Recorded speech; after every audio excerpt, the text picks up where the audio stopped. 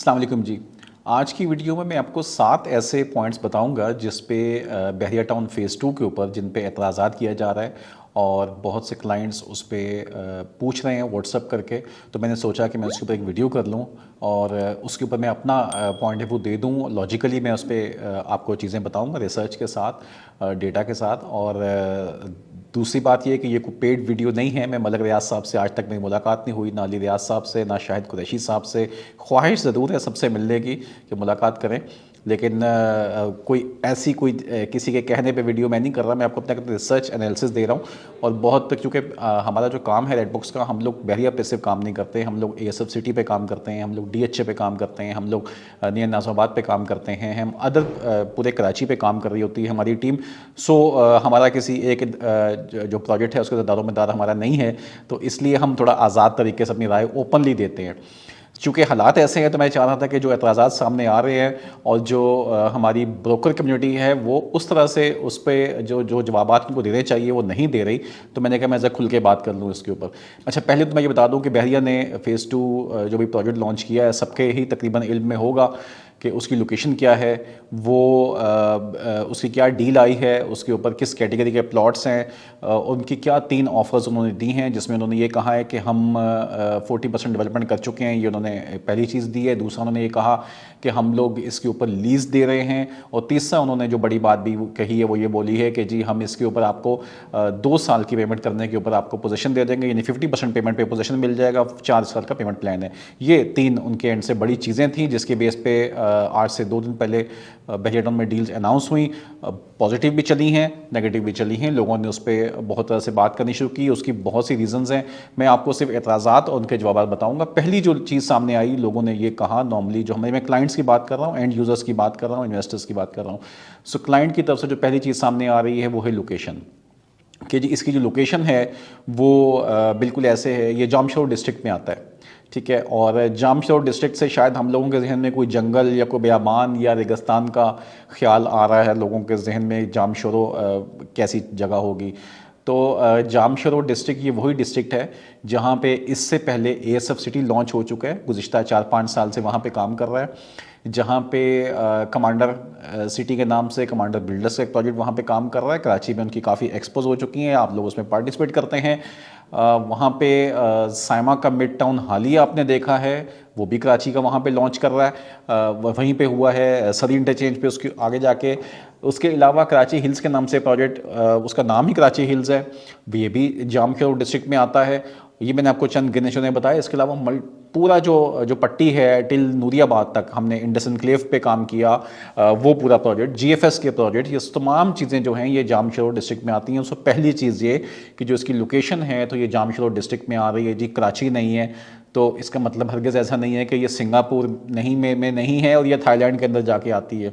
एक ही रोड है, एक ही सड़क के ऊपर आगे जाके दूसरी सड़क का एरिया शुरू हो जाता है। जैसे इस्लामाबाद के अंदर रोड के इस तरफ इस्लामाबाद है और दूसरी तरफ रावलपिंडी का एरिया है, अथॉरिटीज़ डिफरेंट हो जाती हैं। वही डिफरेंस यहाँ पे इंप्लीमेंट हो रहा है इस जगह के ऊपर भी। अभी नेवल एंकरेज के एक तस्वीर में आज देख रहा था मैं आपसे, ये आप देख रहे होंगे स्क्रीन पे, आप इस पे देखिए तो इसके ऊपर भी कराची लिखा हुआ है, जबकि ये भी जामशोर डिस्ट्रिक्ट में ही आएगा। सो ये पहली चीज़, तो ये पॉइंट मैं क्लियर कर रहा हूँ प्रूफ के साथ। कि प्रूफ इस सेंस में कि आप जो एतराज़ करें उसको थोड़ी लॉजिकल बेस होनी चाहिए कि जामशोर डिस्ट्रिक्ट से मुराद क्या है हमारी। सो सारे प्रोजेक्ट कराची के आके बेच रहे हैं क्योंकि कराची के ही नज़दीक तरीन है, कराची ही मशहूर है। तो बहुत सी चीज़ें ऐसी होती हैं जो ज़ाहिर बात है कि किसी फेमस पॉइंट के नज़दीक आती है, किसी फेमस एरिया के नज़दीक आती है, तो उसी के नाम से वो जानी पहचानी जाती है, कोई अजनबी बात नहीं है। दूसरा जो पॉइंट है वो है डिस्टेंस, कि बहुत दूर है, डिस्टेंस बहुत ज़्यादा है। इसमें कुछ क्लाइंट्स ये कहते हैं कि जी कोई 70 किलोमीटर दूर है कराची से, 75 किलोमीटर दूर है कराची से, 100 किलोमीटर दूर है कराची से। तो उनकी इतला के लिए अर्ज़ है सर कि कराची का जो ज़ीरो पॉइंट है सदर, वहाँ से कराची की जो हदूद है lucky cement, DHA city cross करके लकी सीमेंट आता है, वो है 60 किलोमीटर, 60 किलोमीटर्स। DHA सिटी और लकी सीमेंट के दरमियान में तकरीबन 4 से 5 किलोमीटर का डिस्टेंस है। DHA सिटी का जो इंटरचेंज है, उस इंटरचेंज से जो नेक्स्ट इंटरचेंज है सरी इंटरचेंज, यहाँ तक का टोटल डिस्टेंस है 16 किलोमीटर का। सो अगर आप बात करते हैं कराची की हदूद से 75 किलोमीटर, तो ऐसा हरगिज़ नहीं है। कराची की जो हदूद है वो लकी सीमेंट के ऊपर है, लकी सीमेंट से पहले DHA सिटी का इंटरचेंज है, DHA सिटी के इंटरचेंज से जो अगला इंटरचेंज है और बहरिया उस इंटरचेंज से तकरीबन 7 किलोमीटर पहले है। तो इसका मतलब ये हुआ कि कराची की हदूद से अगर आप इसको एग्जैक्ट पूछें तो ये कम से कम 8 से 9 किलोमीटर बाहर है। जामशोर डिस्ट्रिक्ट में 8 से 9 किलोमीटर, ये एग्जैक्ट मैं आपको इसका वो बता रहा हूँ, क्योंकि 16 किलोमीटर का डिस्टेंस है। आप जाइए, गाड़ी का मीटर ज़ीरो कीजिए, चेक कीजिए DHA इंटरचेंज से सरी इंटरचेंज जो नेक्स्ट इंटरचेंज है उसका कितना डिस्टेंस है, और बहरिया नेक्स्ट इंटरचेंज से पहले आता है 7 किलोमीटर। सो ये एक रिकॉर्ड की चीज़ जो मैं बता रहा हूँ, नंबर 1। नंबर 2 चीज़ ये कि डिस्टेंस जो है वो आज के दौर में, इस सदी के अंदर, अब शायद उसकी जो मैयर करने की आपकी जो जो तरीकाकार है वो वक्त है, वो टाइम है। हमें सम टाइम डिफेंस से निकल के नाज़िमाबाद पहुंचने में भी उतना ही टाइम लगता है जितना आपको शायद मलीर कैंट से निकल के हैदराबाद पहुंचने में लग जाए। सो टाइम आपका देखा जाएगा डिस्टेंस के साथ, ये एक चीज़ है। और क्योंकि जब मैं इसलिए कह रहा हूं कि जब आपका मलीर एक्सप्रेस बन चुका होगा, आपको ये समझना है बेसिकली कि M9 की अहमियत क्या है, उस लोकेशन की अहमियत क्या है। वहाँ पे DHA सिटी ने रोड की अगर इस तरफ इतनी ज़मीन परचेज़ की और फिर उसको 8-10 हज़ार एकड़ जगह रोड के ऑपोजिट लेने की ज़रूरत क्यों पड़ी? वो इसलिए ज़रूरत पड़ी कि उनको उस एरिया की अहमियत मालूम है कि वहाँ पे आज से 5 साल बाद, 10 साल बाद वहाँ पर क्या होने वाला है। सो जब आप ये सोचिए, जब आपका एयरपोर्ट बाहर मूव कर चुका हो, जब आपकी मलीर एक्सप्रेसवे कंप्लीट हो चुकी हो, जब M6 वो मोटरवे जो हैदराबाद से आ रहा है वो यहाँ कनेक्ट कर चुका हो इस मोटरवे के साथ, तो ऑब्वियसली 3 घंटे में पूरा इंटीरियर सिंध आपका कवर हो जाता है। आप पंजाब में दाखिल हो जाएंगे अगले 3 घंटे के बाद। तो आप अंदाज़ा कीजिए कि क्या अहमियत होगी टाइम की वहाँ पे, और किस तरह से इस पूरी रोड की अहमियत होगी। ये चीज़ हमें समझने की है कि वक्त, टाइम, जो डिस्टेंस है उसको आपको मैयर करना है टाइम के साथ। तीसरा पॉइंट वो है जी प्राइस, कि हैदराबाद की प्राइस यहाँ लगनी चाहिए जबकि यहाँ कराची की प्राइस लग रही है। मुझे नहीं मालूम, मैंने तो ये सुना है कि हैदराबाद के अंदर भी ऐसी रोड्स हैं जहाँ की, ऑटोबान रोड है जहाँ की जो प्राइस है वो शायद कराची से ज़्यादा महंगी है। अब हैदराबाद की सोसाइटीज़ की प्राइसिंग चेक करनी पड़ेगी, वेबसाइट पे जाके जितनी भी उनकी सोसाइटीज़ हैं मेन हाईवेज़ की, उसकी प्राइस चेक कर लीजिए, हमें अंदाज़ा हो जाएगा कि वहाँ पे 125 गज़ के प्लॉट की प्राइस क्या चल रही है। दूसरी बात ये कि क्या हमें मालूम नहीं कि हमने DHA सिटी का प्लॉट अच्छे वक्तों पे हम जो रियल एस्टेट का काम करते हैं वो 65 लाख 70 लाख तक भी उसको सेल किया हुआ है 125 गज़ के प्लॉट को। तो मतलब प्राइसिंग तो हमें मालूम है कि अगर 6-7 किलोमीटर पहले की जो प्राइस है वो क्या चल रही है, वहाँ पे क्या प्राइस है। बाकी भी जितनी सोसाइटीज़ वहाँ पे काम कर रही हैं उनके रेट अगर आप जाके देखें तो सबके रेट तकरीबन 120 गज़ के प्लॉट के 2 मिलियन से लेके 3 मिलियन के दरमियान में आपको फॉल करेंगे ऑफ प्लान में। जिस तरह बहरिया 3-4 साल की इंस्टॉलमेंट की बात कर रहा है, वो भी 4 साल की किस्तों की बात कर रहे हैं। अब आप इसके अंदर ऐड कीजिए डेवलपमेंट चार्जेस, जो कि बाकी तमाम सोसाइटीज़ जो है वो आपसे अलग से लेंगी बाद में। बहरिया ने डेवलपमेंट चार्जेस बीच में इंक्लूड कर दिए हैं, तो आप एटलीस्ट 7-8 लाख रुपए के डेवलपमेंट चार्जेस ध्यान में रखिए। और फिर उसके बाद रखिए बहरिया का वो स्टैंडर्ड जो वो देता है, तो वो जो एक ब्रांड नेम है, वो जो एक स्टैंडर्ड है, उसके अगेंस्ट वो जो वैल्यू चार्ज कर रहा है, मेरे ख्याल में तो बिल्कुल जस्टिफिकेशन है उसकी प्राइस के हिसाब से कि 4.5। हाँ, ये ज़रूर है कि ना मैं एक्सपेक्ट कर रहा था ये प्राइस, ना आप कर रहे थे। हम सबको लगता था कि ये प्राइस जो है वो अराउंड को 2.5 से लेके 3.5 बिलियन के दरमियान में आएगी। ये मेरा ज़ाती भी अंदाज़ा था। बहरिया ने उससे 10-12 लाख ऊपर जाके प्राइस दी है। उसकी वजह जो थी वो डेवलपमेंट चार्जेस उन्होंने कहा कि हमने बीच में ऐड कर दिए हैं, और दूसरा ये कि उसने कहा मैं लीज़ प्रोजेक्ट दे रहा हूँ, जो इससे पहले उन्होंने कभी लीज़ दिया नहीं, इस दफ़ा वो लीज़ की बात कर रहे हैं। और फिर तीसरा उसने कहा कि मैं दिखा के बेच रहा हूँ, मैं ऑलरेडी BTK 1 डेवलप कर चुका हूँ, वहाँ पे जितना काम है आप जाइए देखिए जाके उसको, तो वहाँ प्राइसिंग क्या खड़ी हुई है। फिर बहरिया बीच में इन्फ्लेशन अपनी काउंट करता है, अगर आप उसकी देखें कि कितनी महंगाई जिस अंदाज से बढ़ रही है, उसने डेवलपमेंट जब करनी है और जब उसने आपको हैंड ओवर करना है 4 साल के बाद, तो 100% के हिसाब से तो उसकी प्राइसिंग बढ़ चुकी होगी। तो ये सब फैक्टर ध्यान में रख के उसने प्राइसिंग की होगी। और फिर लैंड की प्राइसिंग नॉर्मली जो प्लॉट की प्राइसिंग है वो ओपन लैंड की कीमत से भी प्रोपोर्शनेट होती है। तो अगर आप उसको वहाँ पे देखें कि एकड़ का रेट क्या चल रहा है, तो आपकी इतला के लिए अर्ज़ है कि ये जो आपका हमारा नॉर्दर्न बाईपास है या नेशनल हाईवे है, या आप अगर किसी और तरफ निकल जाते हैं, तो आपको सबसे महंगी ज़मीन जो जगह मिलती है, क्लियर ज़मीन, सबसे महंगी ज़मीन आपकी वो M9 के ऊपर है। सो जहाँ पे ओपन लैंड एकड़ों में ही महंगी है, वहाँ पे प्लॉट सस्ते कैसे हो सकते हैं। तो जितने भी डेवलपर वहाँ पे दे रहे हैं, आज भी जो डेवलपर वहाँ पे आपको 20 लाख 25 लाख 24 लाख पे प्लॉट दे रहा है, वो ऑब्वियसली डेवलपमेंट चार्जेस बाद में चार्ज करेगा आपको, और वो जो डेवलपमेंट चार्जेस उसके होंगे वो फिर हमें उसका अंदाज़ा हो जाएगा कि 5-7 लाख रुपये तो हर सोसाइटी से आपको हिट होंगे। तो ये एक पॉइंट है जी। नेक्स्ट पॉइंट जो है, फोर्थ पॉइंट, वो ये है कि ये एक रूमर्स हैं कि जी बहरिया टाउन के अंदर जो है वो एक केस हुआ है। ये कुछ लोगों ने मुझे भेजा कि BTK 2 के ऊपर एक केस है जो कि व्हाट्सएप पे और मुख्तलिफ जगहों पे चल रहा है। तो इसके बारे में कुछ बोले। मसला ये है कि अदलिया के मामले पे जो बोलना है वो इस मुल्क के अंदर गुनाह कबीरा बन जाता है, तो वहाँ मैं कुछ कह नहीं सकता। मेरा सिर्फ पॉइंट है वो सिर्फ ये है कि अगर ये केस है तो उसमें कोर्ट के एंड से कुछ चीज़ सामने आनी चाहिए, नंबर वन। नंबर टू, जो दो इंपॉर्टेंट पॉइंट यहाँ पे खड़े होते हैं कि वो केस अब क्यों, मतलब वाई नाउ, क्योंकि इस प्रोजेक्ट पे काम तो पिछले 1 साल से चल रहा था या 1.5 साल से चल रहा था। वहाँ पे हर गुजरते हुए इंसान देख रहा था। हम भी जब भी ट्रैवल करते हैं उस रोड से हमें नज़र आ रहा है अपने लेफ़्ट साइड पे कि 24/7 वहाँ पे मशीनरी लगी हुई है, काम हो रहा है। तो वो केस अब क्यों, ये पहला सवाल। नंबर टू, कि क्या जो डिपार्टमेंट हैं हमारे, ये उनके खिलाफ कोई केस नहीं होना चाहिए? क्योंकि बहरिया टाउन ने तो तमाम एनओसीज डिस्प्ले कर दी। उसने कह दिया कि मैंने सिविल डेवलपमेंट अथॉरिटी से ये परमिशन ली है, ये मेरी पास लैंड है। अब जो भी उनकी ओपन होंगी चीज़ें उन्होंने वहाँ पे डिस्प्ले की हैं अपनी लीगल चीज़ें उसके ऊपर। तो क्या वो इदारे जवाबदेह नहीं हैं? क्या वहाँ के जो एडमिनिस्ट्रेटर्स हैं, क्या वहाँ की जो डिप्टी कमिश्नर्स हैं, क्या वहाँ पे जो बाकी जो भी सरकारी मशीनरी है, उनके खिलाफ केस नहीं होना चाहिए क्या, अगर ऐसी कोई चीज़ है तो? बस ये 2 सवाल मैं कर सकता हूँ, इससे ज़्यादा मैं कुछ कह नहीं सकता। नेक्स्ट जो पॉइंट है वो ये है जी, पांचवा पॉइंट ये है कि ये कहा जा रहा है कि ये एक फ्रॉड है। अब ये फ्रॉड और स्कैम, क्योंकि मेरी कुछ वीडियो से लोगों ने कमेंट दिया कि जी ये स्कैम है, ये स्कैम है। अब वो मुझे समझ नहीं आती कि स्कैम किस सेंस में कहा जाता है, क्योंकि मैं बहुत ओपन बात करता हूँ, हर एक के ख़िलाफ़ बात कर देता हूँ। मैंने बहुत सी वीडियोस की हैं। मैं बहरिया टाउन को हमेशा कंपेयर करता हूँ डीएचए के साथ। बाकी तो जो अभी डेवलपर्स हैं वो ऑब्वियसली उस लेवल पे नहीं है पाकिस्तान के अंदर। तो डीएचए के तो मैंने बहुत से केसेस हमारे सामने हैं, बहरिया पे भी केसेस हैं, डीएचए पे भी केसेस हैं। उसके लिए मैं हमेशा कहता हूँ कि ये सिस्टम का फ्लॉ है।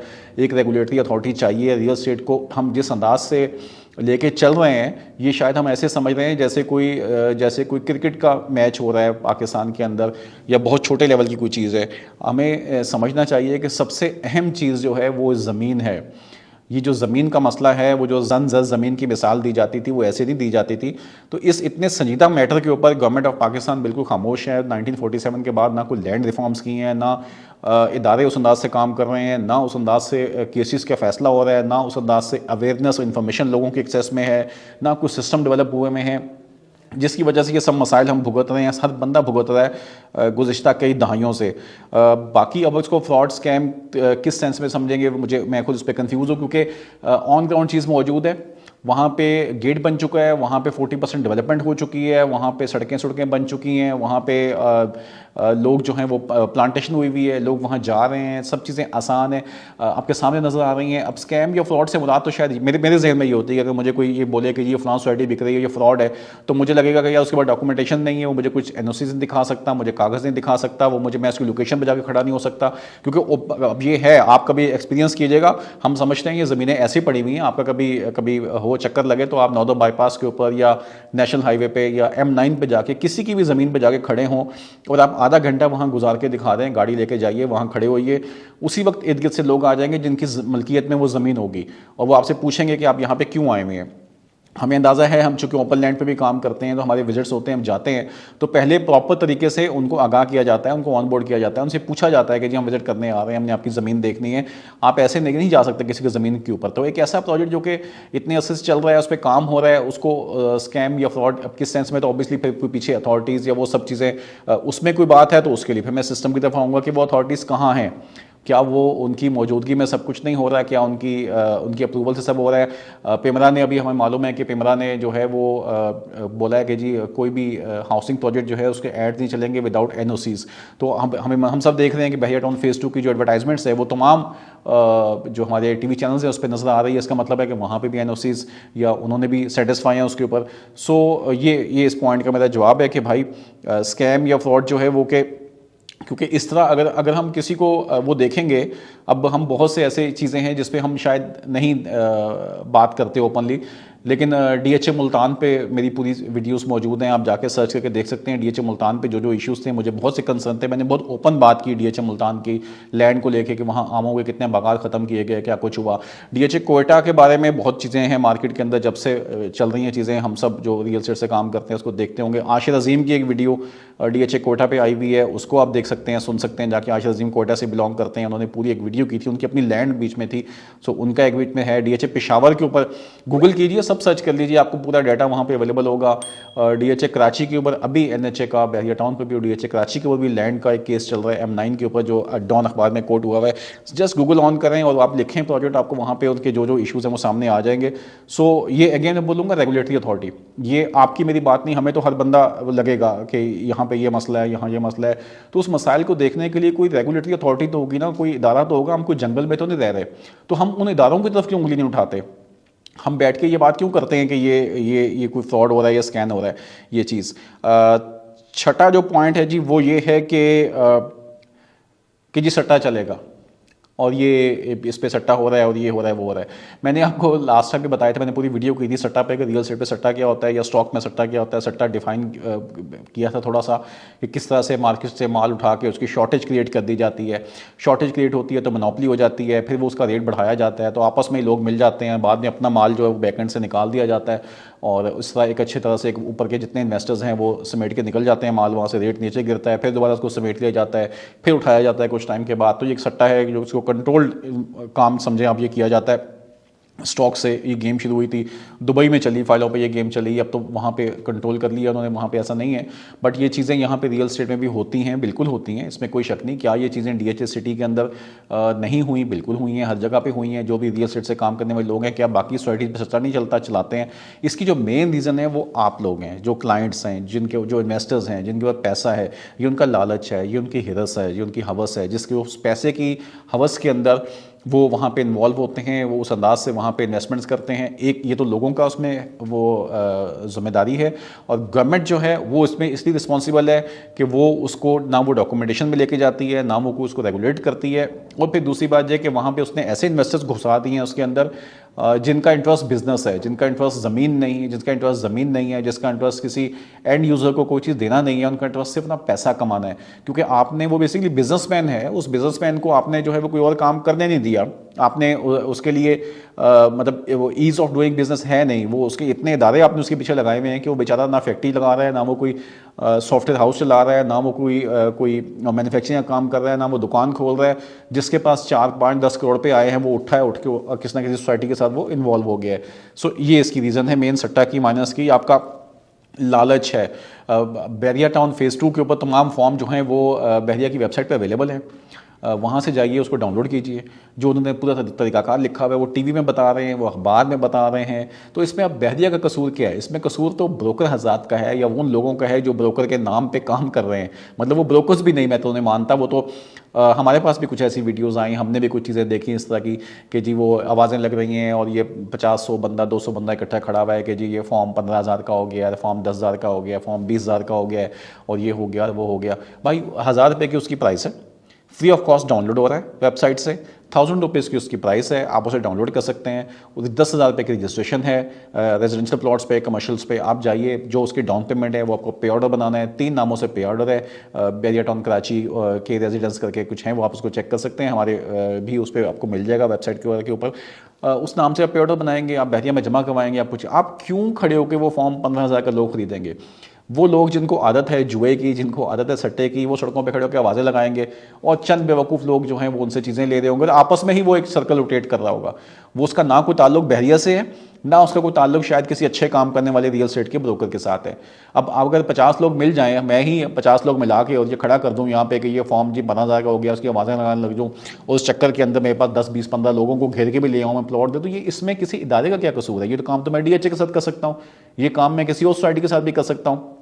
तो ये जो सिस्टम है, ये तो हमारी कौमी वो है, इस वक्त एक नेचर ऐसी बन गई है हमारी। इसे मुझे याद है एक वीडियो आई थी उसकी, इकराउल हसन साहब की एक वीडियो थी जिसमें उन्होंने ये कहा था कि आप, बल्कि मैं सबको सुना देता हूँ, इकराउल हसन की ये वीडियो सुनिए। वो इसमें आपको अपनी कौमी जो इस वक्त हम किस लेवल पे पहुँचे हुए हैं, ये इसका अंदाज़ा आप इस चीज़ से लगाइए ज़रा।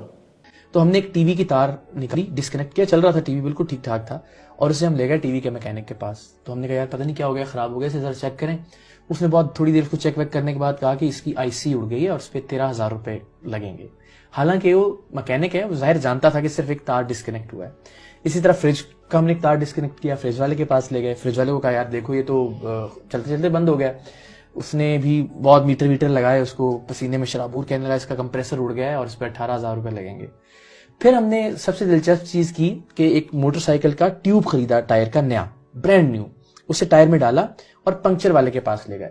तो हमारा जो बंदा था, जो रिपोर्टर था, जो खुफिया कैमरे से रिकॉर्डिंग कर रहा था, उसने कहा यार मैं पानी पी के आता हूँ, जरा देखना इसके पंक्चर। तो जब वो वापस आया उसने कहा जिसमें 2 पंक्चर थे, मैंने लगा दिए 20 रुपए, जो भी उसने पैसे लिए अपने। तो जब मैं उस बंदे के पास गया वापस, पंक्चर वाले के पास, सबके पास गया, मैं पंक्चर वाले से पूछा, मैंने कहा अल्लाह के बंदे तुमने नई ट्यूब थी, पिछली दुकान से खरीदी है, ये उसकी रसीद है, और इसलिए कि बंदा सर पे नहीं खड़ा था तुमने कह दिया इसमें 2 पंक्चर थे और पैसे भी ले लिए उसके। तो कहना हंसने लग गया, कहता है सर मैं 4 भी तो निकाल सकता था, मैं शुक्र करे मैंने सिर्फ 2 ही निकाले हैं पंक्चर इसमें से। तो मुझे लगता है कि जिसको जितनी करप्शन का मौका मिल रहा है, अब देखें ना, ये पंक्चर वाला जो आज 20 रुपए की करप्शन कर रहा है, अगर ये कल हुक्मरान बन जाएगा तो क्या ये 20 अरब की करप्शन नहीं करेगा? तो ये आप देखें, हम यहाँ तक पहुँचे हुए हैं।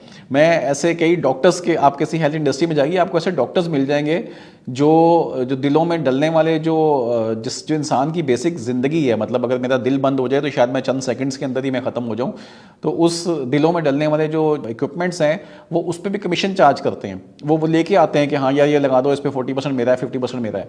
तो वो ब्रोकरी नहीं है, वो किस लेवल के काम है, हम किस हद तक पहुँची हुई है हमारी पूरी कौम। हम ऐसी ऐसी वीडियोज़ मौजूद हैं कि जी मुर्दा जानवरों के गोश्त खिला रहे हैं बर्गर में डाल के, कीमों में डाल के, और पता नहीं क्या क्या कुछ कर रहे हैं। आप जिस इंडस्ट्री में चले जाएं, आप मतलब सीमेंट इंडस्ट्री में चले जाएं, आप गारमेंट इंडस्ट्री में चले जाएं, आप किसी फूड इंडस्ट्री में जाके चेक कर लें, तो सर जब पूरी कौम ही हम मुर्दा हो चुके हैं, हम लोग जो है वो इस लेवल पे पहुंच गए हैं, तो फिर हम चंद लोगों की तो उंगलियां उठा रहे हैं, चंद एक को देख रहे हैं जो गलत काम कर रहे हैं, और बिल्कुल कर रहे हैं वो जो ऐसा इदारा जो काम करता है। लेकिन मेरा सवाल हमेशा ये होता है कि मैं पैसे देता हूँ, मैं टैक्स देता हूँ गवर्नमेंट ऑफ पाकिस्तान को, मैं जब मैं टैक्स देता हूँ, मेरे पैसे से तनख्वाह मिलती है डिप्टी कमिश्नर साहब को, मेरे पैसे से सैलरी मिलती है आर्मी चीफ को, मेरे पैसे से सैलरी मिलती है प्राइम मिनिस्टर ऑफ पाकिस्तान को, प्रेसिडेंट ऑफ पाकिस्तान को, ये मेरे खर्चे पे चलते हैं सारे।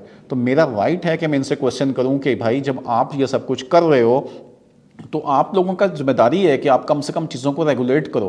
कोई भी इदारा, कोई भी प्रोजेक्ट जब इस तरह लॉन्च हो, कोई भी मतलब अब एक बिलियंस ऑफ रुपीज़ की इन्वेस्टमेंट्स हैं किसी की, मैं आप अपने पर रख के देखूँ, डीएचए पर रख के देखूँ, किसी पर रख के देखूँ, जब भी कोई बिल्डर या डेवलपर अपना प्रोजेक्ट लॉन्च करता है तो ऑब्वियसली वो एक बड़ी इन्वेस्टमेंट्स लेके आता है, वो प्लान करता है उसको करने के लिए, उस पर उसकी टेंशन भी होती है, उसका एक नाम भी उसके साथ जुड़ा हुआ है, वो काम करने जा रहा है, और इतनी क्लैरिटी नहीं है किसी के पास। अगर ये चीज़ गलत है तो उसको बंद होना चाहिए देयर एंड देन, वहाँ पे गवर्नमेंट की जो कोई ना कोई रेगुलेटरी अथॉरिटी वहाँ पे आनी चाहिए, वहाँ एक्शन होना चाहिए, वहाँ फौरी तौर पे चीज़ें ठीक होनी चाहिए ताकि आवाम के पैसे वहाँ से बचें।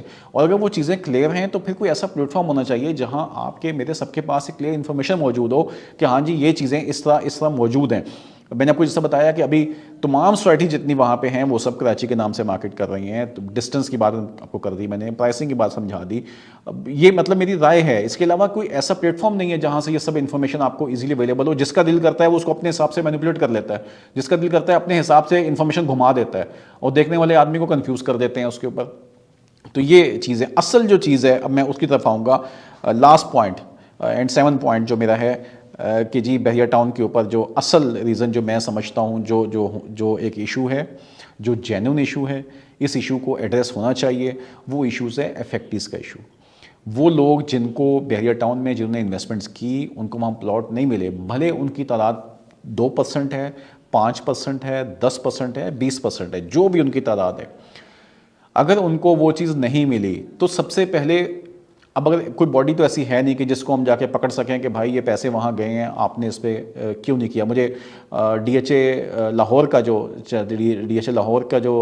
डीएचए लाहौर सिटी का कोई चैप्टर था, मैं आपको एग्जैक्ट इस पर मैंने वीडियो की थी। ये पूरा केस, मतलब वहाँ पे अकाउंट खुलता है, सब होता है, उसके बाद वहाँ पे पैसे लोग डीएचए के नाम पे वहाँ पैसे देते हैं, और उसके बाद पता चलता है 2 साल 3 साल की किस्तें देने के बाद पता चलता है कि जी ये तो उनका आपस में जो है वो फड्डा हो गया डीएचए का, और जो डेवलपर था, पेमेंट आई डीएचए के नाम पे, और उसके बाद ये सब कुछ हुआ, और फिर जो है अब वो सुप्रीम उसमें कोर्ट में केस चलता है। केसेस के बाद कोर्ट जो है वो लैंड डीएचए को दे देती है कि अब इसको ये करो वो करो। तो ये इदारे पहले कहाँ होते हैं सारे। हम सब ने देखा कि यहाँ पे फ़िज़ाइया के केस में क्या हुआ, कराची के अंदर फ़िज़ाइया लॉन्च हुआ, उसके केस में क्या हुआ। हम सबको मालूम है कि इस्लामाबाद में जो डीएचए वैली का केस था उसके नाम पे क्या हुआ, कितने पैसे अवाम से गए, डीएचए के नाम पे गए, बाद में क्या होता है उसके बाद से कि जी आपस में जो इनके जॉइंट वेंचर्स होते हैं वहाँ पे मसला हो जाता है और बाद में चीज़ें उस पर ख़राब हो जाती हैं। सो जो इफेक्टिव्स का इशू है, जो लोगों का इशू है, ये तो एक तरफ रह गया कि गवर्नमेंट ने तो कुछ करना नहीं। अभी फ़िलहाल तो कोई ऐसी उम्मीद नज़र नहीं आ रही नियर फ्यूचर के अंदर। लेकिन बहरिया टाउन को जो असल प्रॉब्लम है वो इफेक्टिव्स की प्रॉब्लम है। मैंने आपको पहले भी कई दफ़ा बोला है कि एक अच्छा क्लाइंट आपको 4 क्लाइंट ला कर देता है, लेकिन एक नाखुश क्लाइंट जो आपसे खुश नहीं है, जो जिसको आपने नुकसान पहुंचाया है, वो कम से कम आपसे 20 क्लाइंट ले जाता है। सो ये जो एक्चुअल मसला बहरिया टाउन के साथ इस वक्त है वो इफेक्टिव्स का इशू है। इसके लिए उन्होंने बहुत कोशिश की, उन्होंने ये बोला जब वहाँ पे हम सबको लोगों को बुलाया भी था, जब ब्रीफिंग्स थी उस टाइम पे उन्होंने कहा कि जी हम लोग 6 महीने के अंदर एश्योरेंस देते हैं कि तमाम के तमाम लोगों को वहाँ पे हल कर देंगे। उसके ऊपर 1-2 परसेंट भी अगर बहरिया इसके लिए रख लेता है किसी जगह पे नए प्रोजेक्ट में, तो उसको उनको एटलीस्ट वो जो एक नेगेटिविटी थी वो जल्दी ख़त्म हो जाए। उसके ऊपर ये एक मसला ज़रूर है कि इफेक्टिव्स को वो चीज़ें मिलनी चाहिए। इसमें हम भी हमेशा साथ कहते हैं, मैं हमेशा बोलूँगा जिन जिन जिन लोगों के वहाँ पे प्लॉट कागज़ पे हैं, जिनके प्लॉट सुप्रीम कोर्ट में केस चलने के बाद आउट ऑफ बाउंड्री चले गए थे, उनको किसी तरह से अकोमोडेट किया जाए, जल्द अज जल्द किया जाए उनको अकोमोडेट। क्योंकि ज़रूरी नहीं कि उसमें से हर शख्स इन्वेस्टर हो, हर शख्स साहिब हैसियत हो। उसमें बहुत से लोग ऐसे होंगे जिन बेचारों ने अपनी जमा पूंजी वहाँ दी हुई है, जिनके पास सिर्फ वही पैसे थे जो उन्होंने वहाँ पे दिए। किसी ने कर्जे लेके पैसे दिए, किसी ने किस ना जाने किस किस तरह से हमारे ओवरसीज़ के पैसे वहाँ लगे होंगे। सो वो जो लोग हैं ऑब्वियसली उनकी जो दिल की हालत होगी, उनका जो तड़पना होगा या उनके जो जज्बात होंगे, उसको हम कंट्रोल नहीं कर सकते, या उस पर हम कोई दूसरी राय तो कोई इंसान रख ही नहीं सकता। तो अब कुर्सी के उस तरफ क्या पोजीशन है कि जी कि वहाँ पे बहरिया जो है वो खुद कितना फंसा होगा, या उसने सुप्रीम कोर्ट में कितनी पेमेंट्स देनी पड़ गई। वो बहुत से लोग ये भी कहते हैं कि जी उस पर जो पेनल्टी लगाई गई वो बहुत ही जो है वो मतलब इस लेवल की पेनल्टी थी जिस लेवल पे ज़मीन ही नहीं थी वहाँ पे, उस तरह की उसको कॉस्ट देनी पड़ रही है उसके ऊपर वगैरह वगैरह, मतलब जो भी चीज़ें हैं। लेकिन मेरा इस पर यह बात है कि एटलीस्ट बहरिया की इंतज़ामिया को फंड पे आना चाहिए, आके और उन लोगों को फेस करना चाहिए। बहुत क्लियर कम्युनिकेशन होनी चाहिए। प्लेटफॉर्म अवेलेबल हैं, मीडिया के, टेलीविज़न है, अखबारात हैं, उसमें प्रॉपर कोई इश्तिहार लगाएं, उन लोगों को एड्रेस करें, उनसे बात की जाए, उन्हें कहा जाए कि जी हम आपको ये डेट देते हैं, इस डेट में आपके ये प्रॉब्लम सॉल्व कर दिए जाएंगे, इस तरह से आपको एडजस्ट करने जा रहे हैं उसके ऊपर, ताकि उन लोगों में खुशी की लहर दौड़े और आपके जो भी ये प्रोजेक्ट है या आपके आने वाले तमाम प्रोजेक्ट हैं उसमें लोग जो हैं वो एटलीस्ट दिलो जान के साथ उन पे काम भी करें, उनमें रहने को भी खुश हों। ये कुछ गुजारिशात हैं जो अभी मेरे कुछ क्लाइंट्स या इन्वेस्टर हज़रात वो बात कर रहे थे, मुझसे पूछ रहे थे। मैंने कहा मैं इसको ऑन रिकॉर्ड ले आऊँ और उस पर कुछ अपनी राय का इजहार कर दूँ। इसके अलावा कोई अगर चीज़ आप जानना चाहते हैं, आप पूछना चाहते हैं, तो प्लीज़ मेरा नंबर व्हाट्सएप का स्क्रीन पे आ रहा है, आप मुझसे बात कर सकते हैं, अपना मैसेज मुझे ड्रॉप कर सकते हैं, कमेंट कर सकते हैं, फीडबैक दे सकते हैं अपना। कोई बात बुरी लगी हो तो बहुत माज़रत। मैं कोशिश ये करता हूँ कि अपनी एक इंसाफ के साथ और जो मेरी एक ज़मीर की आवाज़ कह लीजिए या साफ़ बात कह लीजिए वो मैं कहूँ। वीडियो देखने का बहुत शुक्रिया, दुआ में याद रखिएगा। अस्सलाम वालेकुम।